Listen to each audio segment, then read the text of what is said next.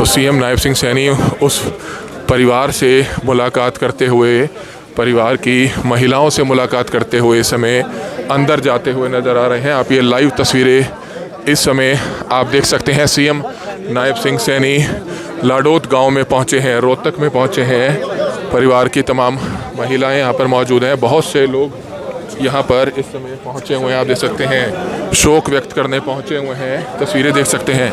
तो सुनैना चौटाला आप देख सकते हैं रोहतक के लाडोत गांव में पहुंची हैं और इस समय परिवार के लोगों से मुलाकात करती हुई नज़र आ रही हैं। आप ये लाइव तस्वीरें देख सकते हैं। तमाम पार्टियों के राजनेता यहां पर पहुंचना शुरू हो चुके हैं। सीएम नायब सिंह सैनी भी पहुंचे हुए हैं और सुनैना चौटाला भी इस समय यहाँ पर पहुंची हुई है, जिसकी लाइव तस्वीरें इस समय आप देख सकते हैं। 10वें दिन आज एडीजीपी वाई पूर्ण कुमार का परिवार तैयार हुआ है पोस्टमार्टम कराने के लिए। जी, क्या कहना चाहेंगे? मैं यही बात कह रही हूँ बार बार कि अगर इस बारे में पहले संज्ञान ले दिया जाता तो शायद संदीप हमारा भाई हमारे बीच में होता। ये जो सरकार की चुप्पी, सरकार की जो ढील है, पूर्ण रूप से इस बात की जिम्मेवार है और इस बात को दर्शाती है कि कहीं ना कहीं भ्रष्ट लोग तो बचाए जा रहे हैं, लेकिन जो आज सच्चाई को लेके खड़े हैं उन लोगों के साथ वो इसीलिए वो विचलित हुए और इसीलिए उन्होंने ऐसा कदम उठाया।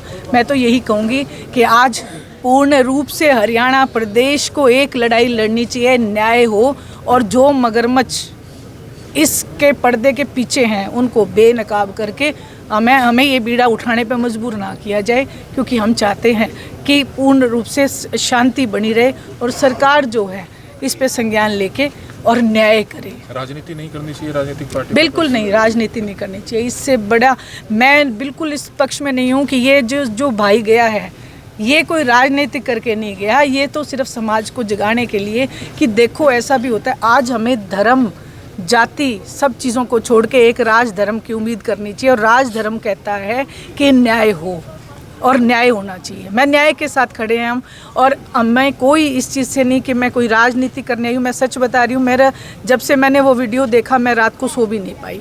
अगर मुझे ये लग रहा था कि अगर मुझे ये ऐसा होता, अगर ये बाईपास होता तो शायद हम इसको रोक लेते कि नहीं, हम न्याय के लिए लड़ाई लड़ेंगे। इस तरीके से मैं आज भी हाथ जोड़ के कहती हूँ और कोई मेरा भाई ऐसी हरकत ना करे कि जिससे उसका खुद का नुकसान हो, उसके परिवार का नुकसान हो।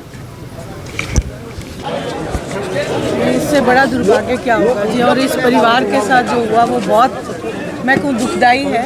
और मैं तो आज सिर्फ एक ही बात कहूँगी कि यहाँ पे और कुछ नहीं, सिर्फ न्याय चाहिए। न्याय की एक पुकार है पूरे हरियाणा प्रदेश की। ये जो आपस में आज चाहे कोई एडीजीपी रैंक ने अगर आत्महत्या की, चाहे मेरे भाई ने, इसने एसआई ने आत्महत्या की, ये हो क्या रहा है?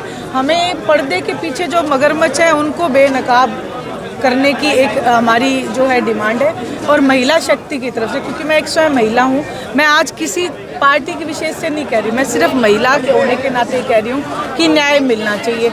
आज आत्महत्या करना कोई छोटी बात नहीं है, ये बहुत बड़ी दुखदाई घटना है। और मैं तो यहाँ पे सैनी साहब आए हैं, उनसे भी यही डिमांड करूँगी कि आप इस तंत्र को बंद करें और जो भी भ्रष्टाचार में लिप्त है उन लोगों को बेनकाब करके जनता के बीच में एक न्याय की पेशकश करें। ये जो कुर्सी है, ये कुर्सी जो चीफ मिनिस्टर के, इस कुर्सी पे इनसे पहले भी कोई बैठा, इनके बाद भी कोई बैठेगा, लेकिन अपना जो है एक न्याय वो करके जाएं ताकि इन बहनों को कोई ना कहीं राहत मिल सके। इन सिर्फ इस बात के लिए चिंतित हैं कि अब हमारे भाई के बच्चों का क्या होगा, हमारी माँ का क्या होगा। तो इसके लिए भी मैं यही कहूँगी कि उनकी भाभी पढ़ी लिखी हैं और उनको भी कोई ना कोई सरकारी नौकरी या फिर इनके परिवार के भरण पोषण की जिम्मेवारी सरकार ले। और सेंट्रल गवर्नमेंट से भी मैं कहूँगी कि हरियाणा गवर्नमेंट के बीच में हस्तक्षेप जरूर करें ताकि इस तरीके की घटनाएं आगे ना हो। इस सिचुएशन में ही नहीं है कि वो कोई डिमांड रखे, परिवार सिर्फ एक न्याय चाहता है। वो ये कह रहा है कि हमारे भाई के साथ न्याय हो, इस हरियाणा प्रदेश के साथ न्याय हो, वो सिर्फ यही बात कह रहे हैं। अभी उन्होंने मुझे सिर्फ एक बात की चिंता जताई है कि हमारे भाई के बच्चों का क्या होगा, हमारी माँ का क्या होगा, क्योंकि वो एक ही भाई था और ये 5 बहनें हैं, तो जाहिर सी बात है वो इस बारे में चिंतित है। बिल्कुल, ये बहुत बड़ा आघात है। और वो ये जो कदम उसने उठाई, ये कोई छोटी बात नहीं है। वो किस प्रेशर में था, किस वजह से था, इन सारी बातों की जांच होनी चाहिए, निष्पक्ष भाव से होनी चाहिए। क्या लगता है? देखिए, हम पूरी उम्मीद कर सकते हैं, ये लोकतंत्र में ऐसा होना चाहिए, कानून व्यवस्था ऐसा करना चाहिए। सरकार को आज ये जो जात पात धर्म, इन सब से छोड़ के सिर्फ एक धर्म अपनाना चाहिए, राज धर्म। और राजधर्म ये कहता है कि न्याय हो, सच सामने आना चाहिए और जो झूठ है उसको सज़ा मिलनी चाहिए। मैं सिर्फ हाथ जोड़ के पूरे हरियाणा प्रदेश से ये प्रार्थना करना चाहती हूँ कि आज ये समय नहीं है कि हम जातिगत आधार पे कोई बात करें, सिर्फ और सिर्फ न्याय की बात करनी चाहिए। पूरे हरियाणा प्रदेश की 36 बिरादरी से मेरी ये हाथ जोड़ के प्रार्थना है कि न्याय की डिमांड हमें रखनी चाहिए ताकि हम एकजुट होकर न्याय दिला सकें, चाहे वो कोई भी जाति विशेष हो। एक ही मानवता का धर्म हमें अपनाना चाहिए। पूर्ण रूप से सरकारी तंत्र जिम्मेवार है, क्योंकि सरकार की ये नाकामयाबी है कि आज अगर क्या आपको लगता है एडीजीपी रैंक का एक कोई अगर आत्महत्या करता है, क्या ये संज्ञान में नहीं था? क्या बड़े मुख्यमंत्री जी के ये क्या संज्ञान में नहीं था? अगर ऐसा था तो ये बहुत हमारे लिए सोचने का विषय है। तुरंत प्रभाव से इस पर एक्शन लिया जाना चाहिए था। अगर वो पहले एक्शन ले देते तो शायद आज ये भाई हमारे बीच में होता।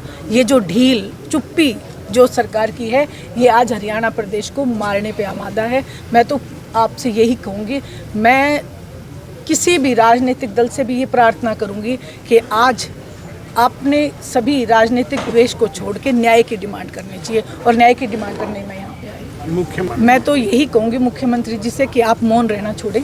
आप अगर पहले एडीजीपी जिन्होंने की थी वो पहले मौन रहे, अगर उस बारे में कुछ थोड़ा बहुत वो संज्ञान ले लेते तो शायद आज ये घटना ना होती।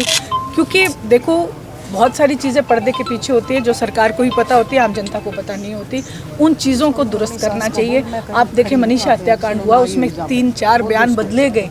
ये किस बात को दर्शाते हैं? आज कानून व्यवस्था का जनाजा निकला हुआ है। कानून व्यवस्था को कौन व्यवस्थित करेगा? ये पूर्ण रूप से सरकार की जिम्मेवारी है और सरकार को इसे जिम्मेवारी अपनी लेनी चाहिए और जनता को गुमराह ना करके न्याय देना चाहिए।